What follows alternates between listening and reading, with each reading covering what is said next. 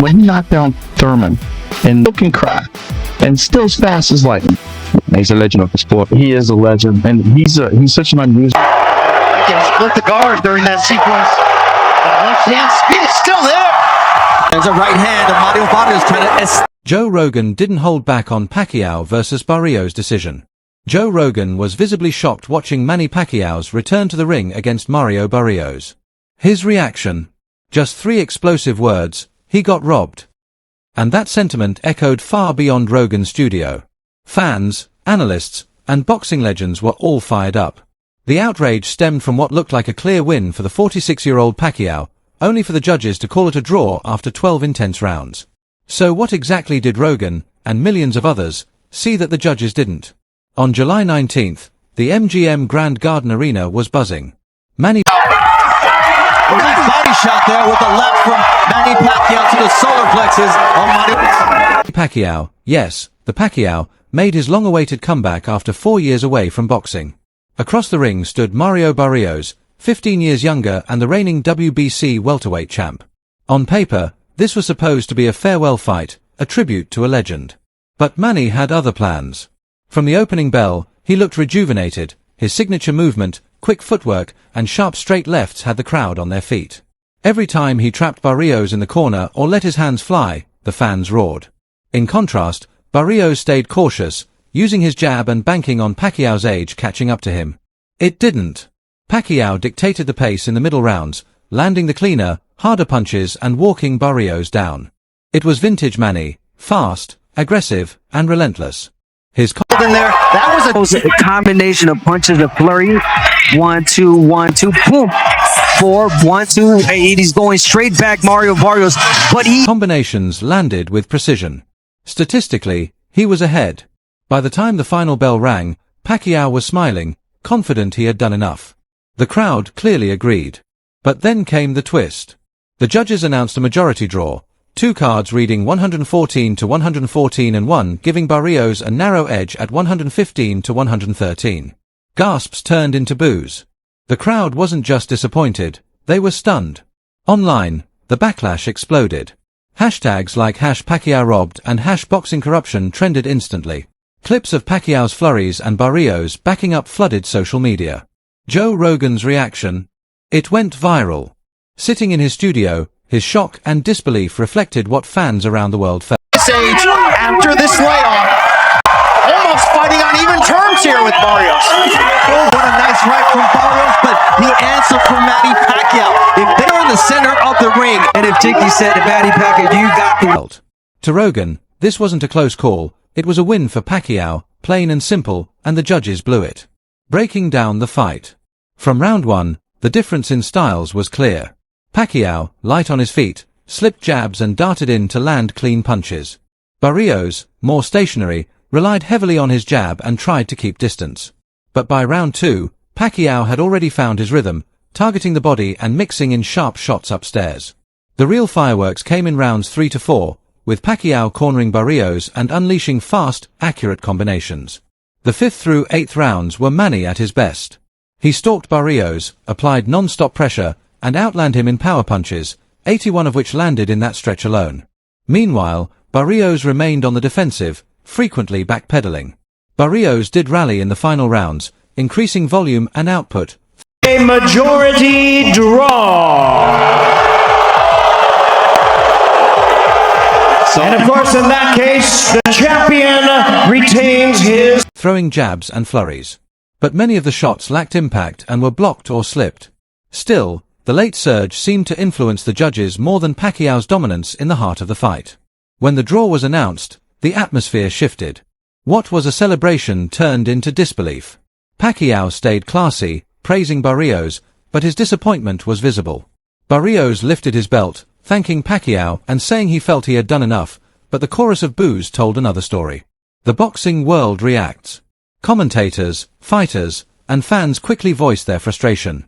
Former champ Shawn Porter didn't mince words, he called the judging incompetent, noting that Pacquiao controlled most of the fight and landed cleaner shots. Porter emphasized that surviving the early rounds and finishing strong shouldn't be enough to win. Respected journalist Dan Rafael slammed the decision as a disgrace, adding that the scoring undermines trust in the sport.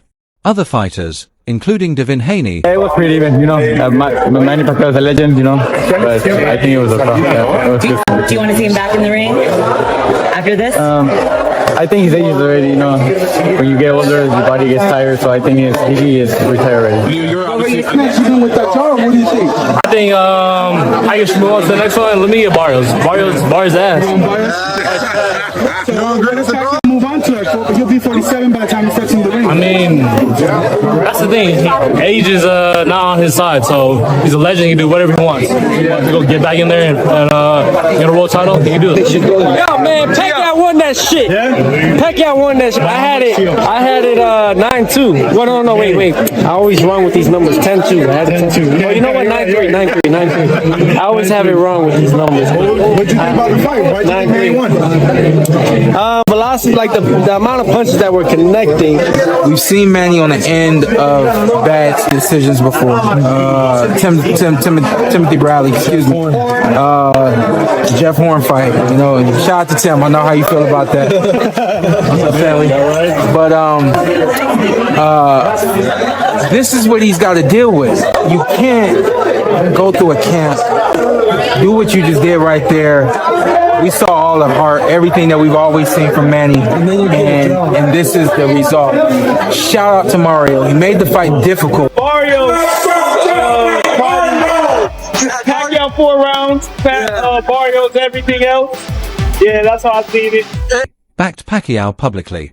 Unofficial scorecards overwhelmingly had Manny winning 115 to 113 or even 116 to 112. Online forums lit up. On Reddit's Our Boxing, one post read, Barrios was hesitant all night. Manny deserved that win.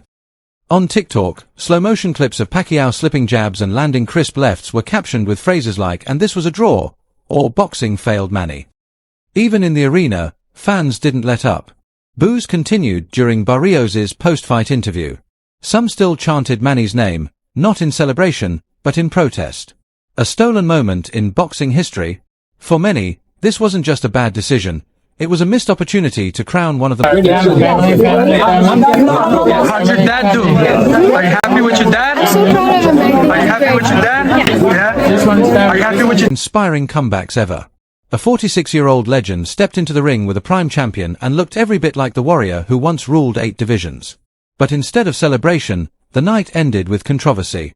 And that's why Joe Rogan's words hit so hard. He voiced what many couldn't. Manny Pacquiao got robbed. The aftermath was more than disappointment, it was a wave of anger across the fight community. The numbers favored Manny. The eye test supported him. And even the ringside analysts were stunned. Most believed Pacquiao's mid-fight dominance was more than enough to earn the win. Critics pointed out that Barrios' late output lacked the power or precision to change the narrative. As Sean Porter said, you don't win titles just by picking up the pace in the last few rounds, especially after giving away the early ones. Dan Rafael reiterated that Manny had delivered the kind of performance that should have been rewarded: clean, effective punches, relentless pressure, and total ring generalship. Instead, the draw decision cast another shadow over boxing's judging system, especially in a fight that should have been remembered as the night a living legend defied time. Despite being 46 years old, Manny Pacquiao's performance left fighters and fans alike in awe.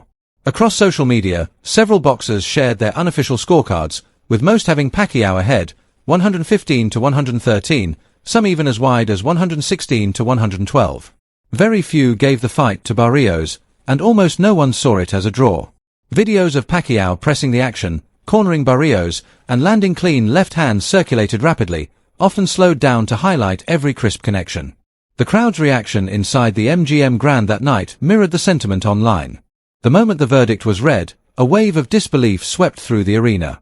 Boos echoed through the venue while chants of Manny, Manny, rang out long after the belts were handed over.